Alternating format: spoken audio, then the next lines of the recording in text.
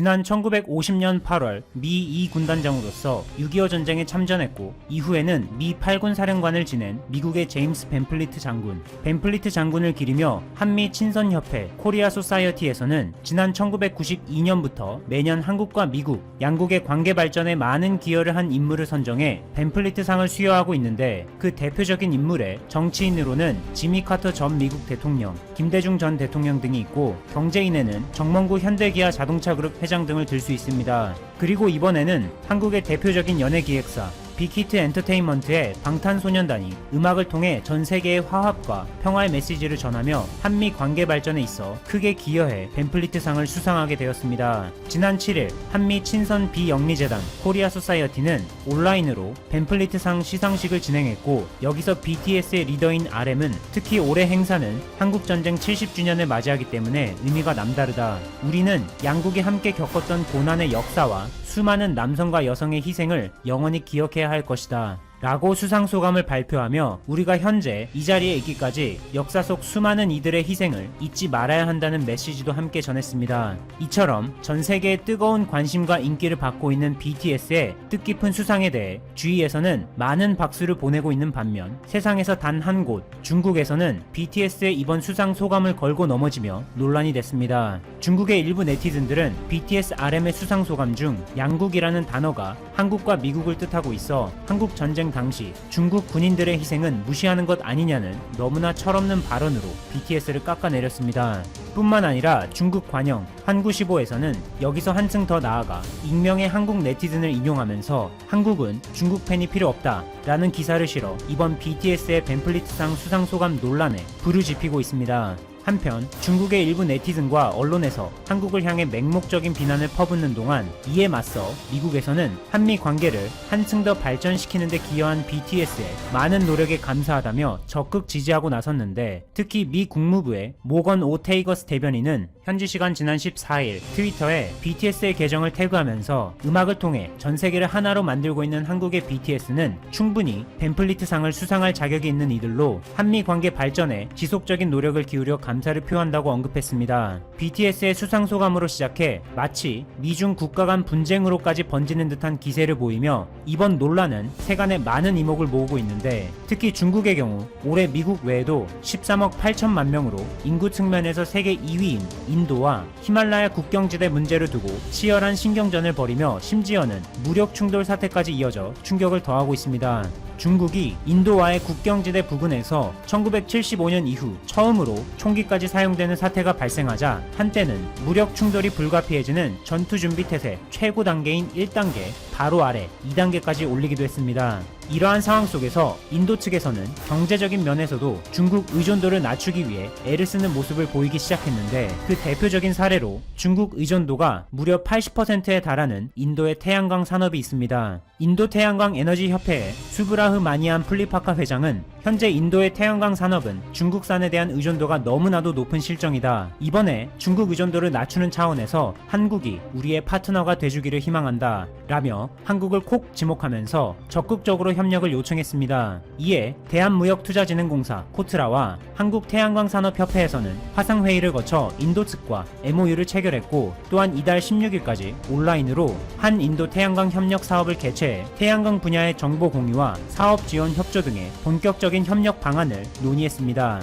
그리하여 그동안 인도의 태양광 셀과 모듈 수입 시장에서 약 17억 달러, 즉 80%를 중국이 차지하며 거의 독점에 가까운 행보를 보여왔는데 이제는 최우선 파트너 한국이 등장하면서 중국 의존도를 크게 낮출 뿐만 아니라 인도 내 수입 시장에 큰 변화를 가져올 것으로 기대됩니다. 인도의 태양광 시장 외에도 중국이 인도와 히말라야 국경지대를 두고 갈등하는 동안 한국 기업이 인도 시장을 점령해 화제가 되고 있습니다. 이 기업은 바로 한국을 대표하는 세계적인 다국적 전자제품 대기업 삼성전자로 인도 스마트폰 시장에서 점유율 26%로 1위에 올랐습니다. 지난 6일 시장조사 전문업체인 카운터포인트 리서치에서 발표한 월간 보고서에 따르면 2017년 9월 이후로 중국의 샤오미에 1위를 내줬던 삼성전자는 올해 6월에 다시 1위 자리를 되찾으며 8월까지 3개월간 선두를 유지하고 있는데 여기에는 인도의 반중 여론도 한몫했습니다. 우리의 아픈 역사를 잊지 말고 꼭 기억하자는 BTS의 수상 소감을 멋대로 왜곡하며 도발하고 있는 중국의 일부 네티즌과 언론들. 이에 보란듯이 한국이 거대한 인도 시장에서 중국을 밀어내는 강력한 한방을 보여주며 마치 중국은 한국을 건드리지 말았어야 했다고 경고하는 듯한 현 상황 속에서 앞으로 중국의 행보를 지켜보겠습니다. 스가 요시히데 내각이 출범한 지 한 달이 흘렀다. 일단 출발은 좋다. 허니문 효과도 있었겠지만 NHK가 매월 실시하는 정기 여론조사에서 출범 직후 지지율은 62%로 나왔다. 학술회의 추천자 임명 거부로 시끄러웠던 10월에도 불과 7%포인트 하락한 55%를 기록했다. 2018년부터 9월 퇴임식까지 한 번도 과반 지지율을 넘지 못한 아베 내각과 비교한다면 탄탄한 지지율이며 심지어 자민당이 정권을 재탈환한 2013년 1월의 아베 내각 지지율 63%와 비교해도 손색이 없다. 상황이 이렇게 되니 이르면 내년 초, 늦어도 가을에는 실시되는 중의원 총선거를 대비한 임시내각 성격이 짙었던 스가 정권이 오래 갈 가능성도 생겨났다. 내각의 얼굴인 스가 총리의 인기가 떨어지지 않는다면 굳이 총예산을 할 필요가 없다. 물론 지지율이 올라간다면 높은 지지율을 무기로 선제적 총예산을 감행할 수도 있지만 스가 총리가 일하는 내각을 천명한 이상 이럴 가능성은 별로 없다. 지금 내각 인선으로 그것이 퍼포먼스든 뭐든 일단 일하는 모습을 보여주고 있기에 더더욱 그렇다. 임시인 줄 알았는데. 스가의 경쟁력. 스가 내각은 외교적 성과와 거시적 경기 부양책 등에 초점을 맞췄던 전임 아베 내각에 비해 서민들이 실생활에서 체감할 수 있는 세세한 정책들을 많이 내놓고 있다. 일각에서는 포퓰리즘이라 비판하지만 통신비 인하, 공공기관의 인간문화 철폐 등은 매우 임팩트가 크다. 일본의 통신비 시장은 NTT가 주도하고 KDDI와 소프트뱅크가 따라가는 일종의 가격 카르텔이 형성돼 있다. 2016년 전국의 성인 남녀 600명을 대상으로 조사한 바에 따르면 인터넷 회선 요금이 월 5,181엔, 스마트폰 요금이 월 41,841엔으로 집계됐다. 올해 3월 총무성 통계국이 발표한 4인 가족의 월 평균 생활비 33만 엔의 상세 내역을 보면 통신비로 가구당 24,000엔을 지출했다. 물론 스마트폰과 인터넷이 개인 생활에 차지하는 비중이 워낙 크기 때문에 총 생활비의 7%에 달하는 이 통신비 고정 지출이 그렇게 크게 느껴지지 않는 사람들도 많을 것이다. 하지만 결정적인 문제는 통신비 요금 체계가 어떻게 형성된 것인지 아는 사람이 거의 없다는 점이다. 2019년 6월 총무성의 종합통신기반국 요금서비스관은 모바일 접속료의 산정 기준에 관하여라는 제목의 보고서를 발표했다. 통신비 인하를 주장하는 여론이 높아지자 통신시장을 독점하고 있는 NTT 도코모, KDDI, 소프트뱅크 등 3개 회사의 원가 내역, 이윤율 등을 조사한 것인데 가장 중요한 핵심 사안들은 전부 백지라는 것을 확인할 수 있다. 총무성은 보고서 표지의 빨간색 테두리 안의 내용은 자문위원들만 볼 수 있다고 적어놨지만 어떤 식으로 통신비의 원가가 결정되고 각 비용 항목이 지금까지 어떻게 변해왔는지 그리고 이유는 어떻게 되는지 이 보고서로는 도저히 알 수가 없다. 반면 위의 통신 3사는 접속료 주의 그래프에 대해서는 지난 2010년에 비해 매년 엄청난 접속료 인하를 감행하고 있다고 주장했다. 즉 자기들이 해온 좋은 실적은 일반에 공개하고 통신비 산정 기준 원가, 이윤 등에 관한 부분은 아예 공개하지 않았다는 말이다. 게다가 이런 뉴스들은 일본 언론에 잘 보도되지 않는다. 이 보고서에 관한 기사 역시 찾아보기 힘들다. NTT 도코모, KDDI, 소프트뱅크가 언론사의 가장 큰 광고주들이기 때문이다. 언론뿐만 아니다. 통신 3사를 감시, 규제할 위치에 있는 총무성 관료들은 이 회사들을 잘 건드리지 않는다. 가령 이 보고서만 하더라도 총무성이 통신비 개혁에 강한 의지를 갖고 있었다면 전체 내용을 일반에 공개했을 것이다. 빨간색 테두리 안에 민감한 내용이 밝혀지면 곤란한 쪽은 기업들이다. 총무성이 기업을 위해 알아서 기었고 그 이유를 굳이 말하자면 관료들의 퇴직 후 생계가 아닌가 한다. 아무튼 이런 거대한 복마전에 통신비 인하를 내걸고 스가 총리가 뛰어들었다. 게다가 스가 총리는 규제개혁으로 유명했던 제3차 고이즈미 개조 내각 시절 총무성 부대신으로 입각했고 제1차 아베 내각 시기엔 총무성 대신을 역임한 바 있어 이 부분의 개혁 필요성을 누구보다도 잘 알고 있다. 서민 친화 정책으로 인기몰이. 또한 통신비 인하와 더불어 NHK 수신료도 인하될 가능성이 크다. 명분도 뚜렷하다.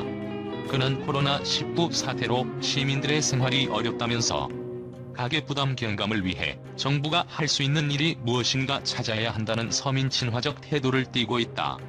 정부가 직접 시행할 수는 없지만 여론의 지지와 명분을 등에 업고 규제, 시정 방침을 내릴 수 있는 행정 권한을 최대한으로 활용하겠다는 뜻이다. 도장 역시 마찬가지다. 차기 총리 후보로 거론되는 고노 타로 행정개혁 담당상은 취임 일성으로 도장 문화는 존중하고 나도 좋아하지만 행정 처리에서 도장과 팩스로 시간을 지체하는 건 말도 안 된다고 밝혔고 이 의견은 폭발적인 지지를 얻었다. 도장은 일본 사회의 아이덴티티 중 하나이다. 도장을 찍은 사람에게 모든 책임을 지우거나 혹은 모두가 도장을 찍었으니 아무도 책임을 지지 말자는 일본 사회 특유의 정신적 문화에 혁혁한 공을 세우고 있는 중이다. 또한 자필 사인은 변조가 가능하지만 인감증명서 혹은 인감카드에 등록된 도장은 변조가 불가능하다는 근거 없는 막연한 믿음도 작용했다. 이런 틀에 박힌 생각이 일본 사회를 엄청나게 지체시켜왔다. 간단한 사인 하나면 해결될 것을 도장 준비하고 인주를 묻힌 후 찍고 인감증명서와 대조하는 작업을 거친다. 이런 작업을 지금 이 순간에도 일본 열도 곳곳에서 수천 수만 명의 사람이 하고 있을 것이다. 10초씩만 계산해도 매일 몇 시간씩 그냥 낭비하고 있다. 팩스 역시 마찬가지다. 이메일은 해킹당하거나 개인정보가 유출될 위험성이 있으니 팩스가 훨씬 안전하며 책임 소재가 분명하다는 신화가 2020년에도 굳건히 자리 잡고 있다. 오죽하면 코로나19 바이러스 감염자를 팩스로 받아 며칠 후에나 집계자 통계를 내겠는가. 이 팩스 집계 방식은 지난 2월 다이아몬드 프린세스호로 본격화된 일본의 코로나19 사태로부터 8개월이 지난 지금까지도 여전히 사용되고 있다. 그렇기 때문에 고노타로의 이러한 발언은 특히 젊은 층의 지지를 얻고 있다. 고노가 맡고 있는 행정개혁 담당 대신은 총무성이나 과학기술청처럼 자신이 부릴 수 있는 전담 성총이 없는 일종의 특명 대신이라 이러한 정책이 과연